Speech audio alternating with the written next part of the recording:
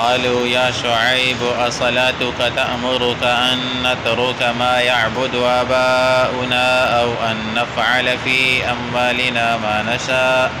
إنك لأنت الحليم الرشيد قال يا قوم أرأيتم إن كنت على بينة من ربي ورزقني منه رزقا حسنا وما أريد أن أخالفكم إلى ما أنهاكم عنه إن أريد إلا الإصلاح ما استطعت وما توفيقي إلا بالله عليه توكلت وإليه أنيب ويا قوم لا يجرمنكم شقاقي أن يصيبكم مثل ما أصاب قوم نوح أو قوم هود أو قوم صالح وما قوم لوط منكم ببعيد واستغفروا ربكم ثم توبوا إليه إن ربي رحيم ودود صدق اللہ مولانا العظیم۔ عزیزان گرامی، سورہ ہود کا 8واں رکوع گزشتہ مجلس میں شروع ہوا تھا۔ آج اسی کی کچھ آیتیں تلاوت ہوئی ہیں اور مضمون بھی وہی حضرت شعیب علیہ السلام کا اپنی قوم کے ساتھ دعوت دے چکے ان کو، اور قوم کے ساتھ مکالمہ قرآن پاک نے یہاں ذکر کیا ہے۔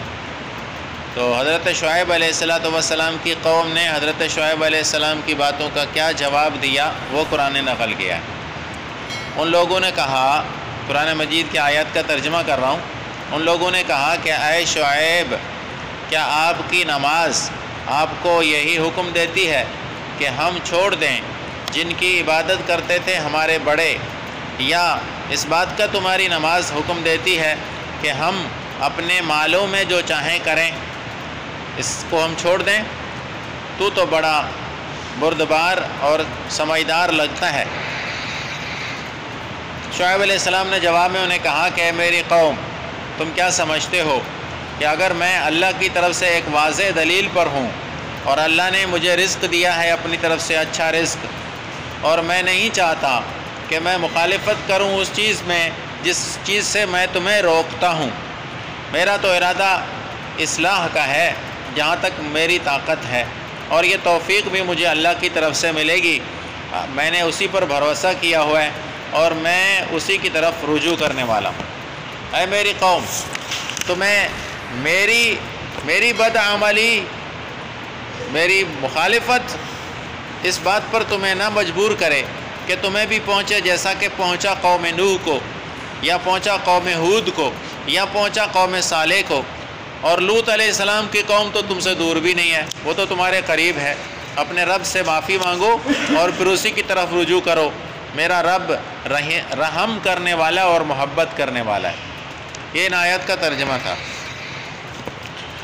ایک بات یاد رکھیں، پہلے ذہن میں بٹھا لیں اچھی طرح، کہ جس طرح انسان کو دنیا میں زندہ رہنے کے لیے کھانے پینے کی ضرورت ہے، زمین آباد کرنے کی ضرورت ہے، تجارت ضروری ہے، معیشت کو چلانے کے لیے گھر بنانا، شادی کرنا، اولاد کو سنبھالنا، دنیا کے جتنے بھی کام ہیں، جس طرح یہ ضروری ہے نا، اسی طرح اللہ تعالیٰ کی الوہیت کو ماننا بھی ضروری ہے۔ اب یہ باتیں تھوڑی ہوتی ہیں بڑی بڑی، مجھے تو سمجھ میں نہیں آتا کہ آپ لوگ پتہ نہیں ان چیزوں کو سمجھتے بھی ہیں کہ نہیں سمجھتے،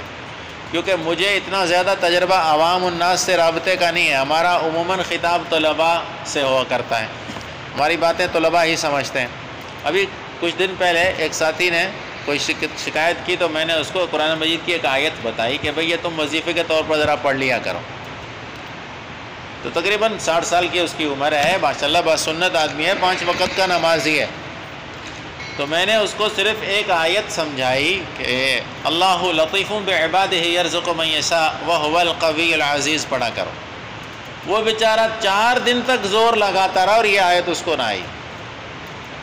یہ حال ہے ہمارے نمازیوں کا، بے نمازیوں کی تو بات ہی الگ ہے۔ تو جو آدمی بیچارہ ایک آیت یاد نہیں کر سکتا، اسے بڑی باتیں سمجھانا بھی ذرا مشکل لگتی ہیں، لیکن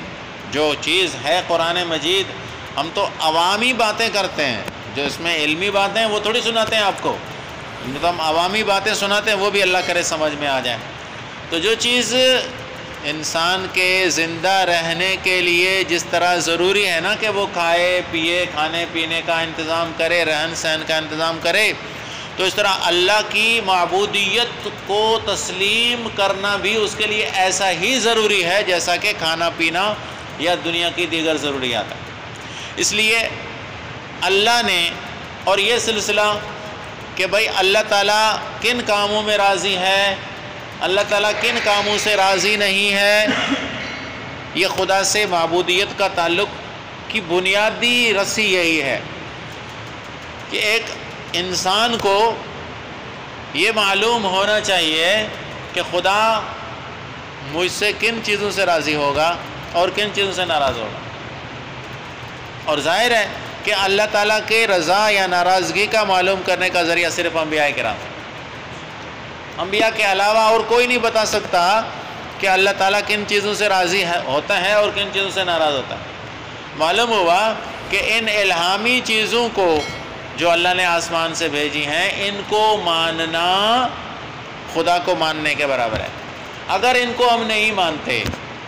صرف نام کے، جیسا کہ ہم لوگ نام کے مسلمان ہیں،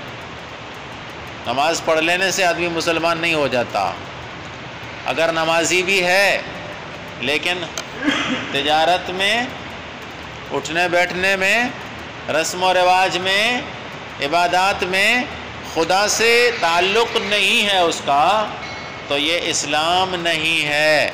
یہ ایمان نہیں ہے، خدا سے معبودیت کا تعلق نہیں ہے۔ اب دیکھیں یہ لوگ، حضرت شعیب علیہ السلام کی قوم جو ہے، بتایا گیا تھا کہ یہ لوگ ڈنڈی مارتے تھے، ناپ تول میں بھی کمی کرتے تھے، اور سکہ تبدیل کرنے میں بھی ان کا کام یہ تھا کہ ڈنڈی مار لیتے تھے۔ مثال کے طور پر آج کے دن میں ڈالر کا جو ریٹ ہے،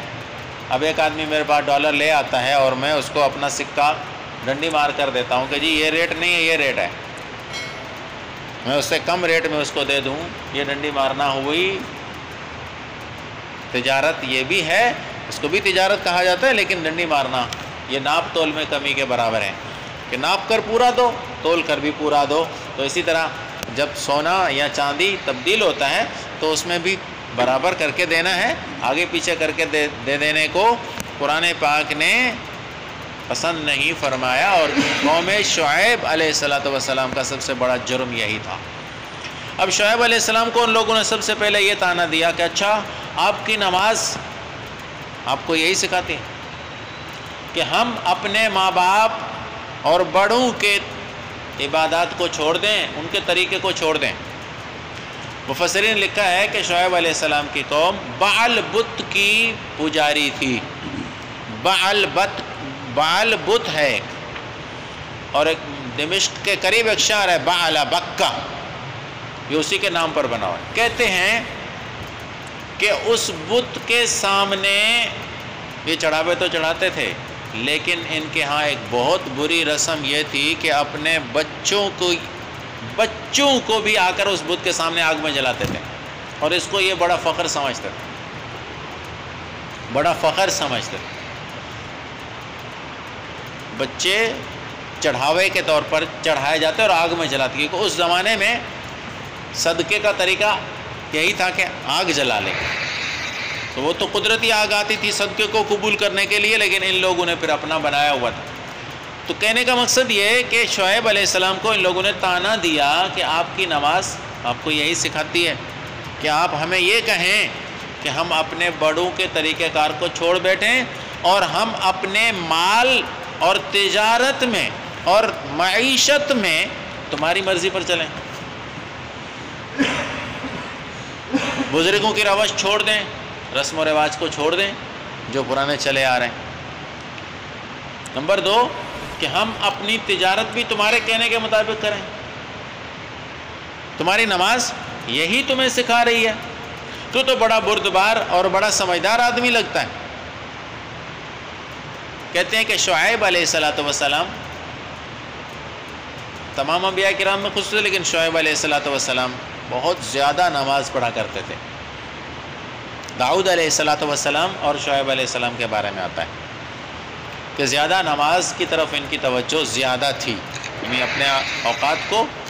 انہوں نے تقسیم کیا ہوا تھا، ایک حصہ خاص وقت کا نماز کے لیے مقرر کیا ہوا تھا، جو بھی طریقہ نماز کا تھا۔ تو طعنہ دیا، جیسے ہم بھی کسی کو جب کہے ہمیں کہ جی یہ حرام ہے اس سے بچو، تو اس کو کہتے ہیں اچھا بھائی اچھا، تو بڑا نکاح، تو جنتی بن گیا، ہاں ہم جہنمی صحیح، تو اپنی قبر میں جائے گا، ہم اپنی قبر میں جائیں گے۔ یہ طعنہ دینا آج کی روش نہیں ہے، یہ پرانے زمانے سے روش چلی ہوئی آ رہی ہے۔ شعیب علیہ السلام کو ایک تو انہوں نے یہ طعنہ دیا۔ نمبر 2 کہ انہوں نے یہ بات کہی، جیسا کہ آگے شعیب علیہ السلام کا جواب آ رہا ہے۔ شعیب علیہ السلام نے کہا بھائی دیکھو، اگر مجھے اللہ نے اپنی طرف سے واضح دلائل دیے ہیں، اللہ نے اگر اپنی طرف سے مجھے واضح دلائل دیے ہیں، نبوت ہے میرے پاس، نبوت کے دلائل اور اللہ تعالیٰ کی وحدانیت اور اللہ کی ذات اور صفات کو تسلیم کرنے کا علم اگر اللہ نے مجھے دیا، ایک۔ نمبر 2 کہ اللہ نے مجھے اچھا رزق دیا۔ نمبر 3 کہ میں نہیں چاہتا کہ میں انہی کاموں میں مخالفت کروں جن سے میں تمہیں روکتا ہوں، یعنی جو کام میں تمہیں منع کروں میں خود وہ کروں، میں یہ نہیں کرنا چاہتا، اور میرا ارادہ جہاں تک میری طاقت ہے اصلاح کا ہے، اور میری توفیق اور یہ جو مجھے اس کے لیے اسباب ہوں گے وہ اللہ کی طرف سے ہوں گے، اور میں اسی کی پر بھروسہ کرتا ہوں اور اسی کی طرف میرے رجوع ہے۔ شعیب علیہ السلام کو قرآن پاک نے یہاں ایک داعی اور مبلغ بنا کر پیش کیا، اور اس کے اندر جو خصوصیات ہیں وہ بھی سمجھنے کی ہیں۔ سب سے پہلی بات تو شعیب علیہ السلام نے یہ کی ہے کہ اللہ نے مجھے اپنی طرف سے واضح علم اور روشنی دی ہے، تو کیا میں اس کو چھوڑ دوں اور تمہاری باتوں کو مانوں؟ معلوم ہوا کہ سب سے پہلے داعی کو، دین کی دعوت دینے والے کو اپنے حساب سے اتنا علم ہونا چاہیے کہ جس سے وہ اگلے کے وہ بات سمجھا سکے۔ نمبر 2 دوسری چیز انہوں نے یہ فرمائی کہ اللہ نے مجھے اپنی طرف سے رزق دیا ہے، جس سے 2 باتیں معلوم ہوتی ہیں۔ ایک یہ بات معلوم ہو رہی ہے کہ حضرت شعیب علیہ السلام جو یہاں رزق کی بات کر رہے ہیں، کچھ حضرات نے کہا کہ وہ تو نبوت مراد ہے، لیکن یہ بات میں پہلے کہیں کسی تذکرے میں بتا چکا ہوں کہ حضرت شعیب علیہ السلام یہ وہی شخصیت ہیں جو موسیٰ علیہ السلام کے سسر تھے، اور موسیٰ علیہ السلام جب مصر سے مدین آئے تھے تو کنویں پر بچیاں 2 پانی کے لیے بکریوں کو ایک جانب کر کے کھڑی ہوئی تھیں، اور حضرات نے لکھا ہے کہ وہ شعیب علیہ السلام کی بکریاں تھیں، اور 12,000 بکریوں کا ریوڑ تھا، یعنی 12,000 بکریوں کے مالک تھے شعیب علیہ السلام۔ تو معلوم ہوا کہ ایک مبلغ کو اس کے پاس مال و دولت اتنی ہو کہ لوگوں کے جیب کی طرف ان کی نظر نہ ہو، وہ لوگوں کے کمائی کا محتاج بنا ہوا نہ بیٹھا ہو، اس کے پاس اپنا اتنا مال ہونا چاہیے۔ آپ کو شاید علم میں بات ہو یا نہ ہو، شیخ بہاؤالدین زکریہ ملتانی رحمہ اللہ تعالیٰ، ملتان میں بہت بڑے بزرگ گزرے ہیں، یہ 7ویں 8ویں صدی کی بات ہے، ابھی کی نہیں ہے، 7ویں 8ویں صدی کے بزرگ گزرے ہیں۔ کہتے ہیں ان کے 7 بیٹے تھے، جب ان کی وفات ہوئی تو ایک بیٹے کو 80 لاکھ دینار ملے تھے، 7 بیٹے تھے، بیٹیاں اس کے علاوہ تھیں، یعنی صرف بیٹوں کو 4,90,00,000 دینار ملے تھے، صرف بیٹوں کو، صرف بیٹوں کو۔ تو مال اگر کسی اللہ سے ڈرنے والے آدمی اور خوف خدا رکھنے والے آدمی کے پاس مال ہے تو وہ مال برا نہیں ہے، مال برے کے پاس جا کر برا بنتا ہے، یہ ذہن میں رکھیں۔ پیسہ بری چیز نہیں ہے، اگر انسان صحیح ہے اس کو فضول خرچی میں نہیں خرچ کرتا، عیاشی میں نہیں خرچ کرتا، اللہ کے احکامات کے مطابق